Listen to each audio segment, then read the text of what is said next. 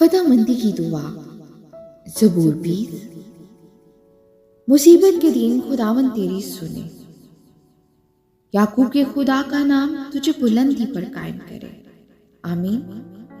वो मुकद्दस से तेरे लिए कुमक भेजे और सिय्योन से तुझे तकवीत बख्शे। वो तेरे सब हदियों को याद रखे और तेरी सोचनी कुर्बानी को कबूल करे। आमीन।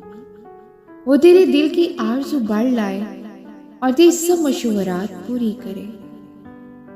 हम तेरी निजात पर शादियाना बजाएंगे और अपने खुदा के नाम पर झंडे खड़े करेंगे। खुदावन तेरी तमाम दरख्वास्तें पूरी करे। आमीन। हालेलुया। अब मैं जान गया कि खुदावंद अपने ममसू को बचा लेता है। वो अपने दाने हाथ की निजात बख्श कुव्वत से अपने मुकद्दस आसमान पर से उसे जवाब देगा। किसी को रत्तों का और किसी को घोड़ों का भरोसा है, पर हम तो खुदावंद अपने खुदा ही का नाम लेंगे।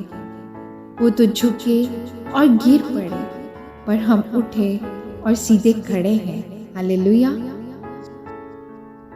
आए खुदावंद बचा ले। जिस दिन हम पुकारे तो बादशाह हमें जवाब दे। आमीन।